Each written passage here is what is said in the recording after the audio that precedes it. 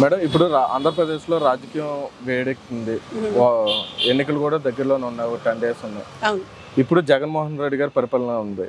Next ఆయన గెలిచే అవకాశం ఉందా, లేకపోతే చంద్రబాబు నాయుడు గారు గెలిచే అవకాశం ఉందా? నేనైతే జగన్మోహన్ రెడ్డి గారు గెలిచే అవకాశం లేదనే చెప్తాను. ఎందుకంటే 5 ఏళ్ళు ఆయనకి అవకాశం ఇచ్చారు, ఆయన చేసింది ఏం లేదు.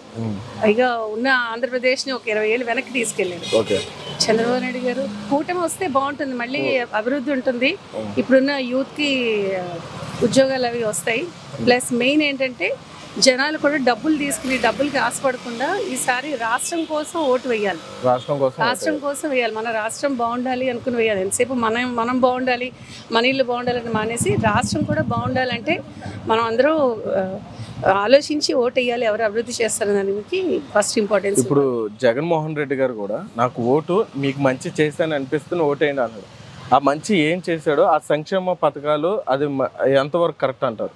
చూడండి, మంచి చేయడం అంటే ముందు సంపద సృష్టించాలి, అది లేదు. అప్పులు తెచ్చి జనాలకి ఇస్తున్నారు. మరి అతను జేబులోంచి ఇస్తే మంచి చేసినట్టే. ఆయన ఉన్న బోల్డ్ ఆస్తులు ఉన్నాయి, ఆయన ఆస్తులు ఏమైనా దారదత్తం చేయట్లేదు కదా, మన డబ్బులే మనకి ఇస్తున్నారు అతను తిరిగి, అంతే కదా. ఇప్పుడు అతను జేబులోంచి ఇవ్వట్లేదు కదా డబ్బులు ఏమైనా, అప్పుడు మంచి ఎలా అవుతుంది? పైగా మనకి ఇంకా బోల్డ్ అంత అని ప్రైజెస్ అన్ని పెరిగిపోయాయి, ఖరీదైపోయి. అది ఇప్పుడు గత ఎన్నికల్లో, రాజకీయ ఎన్నికల్లో పవన్ కళ్యాణ్ గారు పొత్తులో చేసినప్పటికీ తర్వాత సింగిల్గా కూడా పోటీ చేశారు.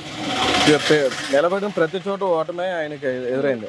ఇప్పుడు పొత్తులో 23 సీట్లు తీసుకుని ఆయన పిఠాపురం నియోజకవర్గం ఎంచుకున్నారు. ఆయన ఇక్కడ గెలిచే అవకాశం ఉందంటారా? ఆ పొత్తు ఎంతవరకు కరెక్ట్ అంటున్నారు? తగ్గి 23 సీట్లు ఎంచుకోవడం. వైజాగ్ నుంచి వచ్చాను, ఇక్కడ నేను చాలా మందిని అడుగుతున్నాను. యాక్చువల్గా నేను కూడా సర్వే ఒక సరదాగా అందరూ కూడా పవన్ కళ్యాణ్ గారు గెలుస్తారు అంటున్నారు. గెలవాలి. ఇప్పుడు రాజకీయాల్లోకి వచ్చి ఓడిపోయాం కదా అని తీసుకెళ్ళి మళ్ళీ వెంటనే వేరే పార్టీలో మెర్జ్ చేయకుండా ఆయన నిలబడ్డారు. ఆయన నిలబడి తన వంతుగా ఇంతవరకు ఆయన ఏమి డబ్బులు తీసుకోవట్లేదు. ఆయనకు వచ్చే మీటింగ్లు కూడా నాకు తెలిసి మందు డబ్బులు పంచుతుందని నేను అనుకోవట్లేదు.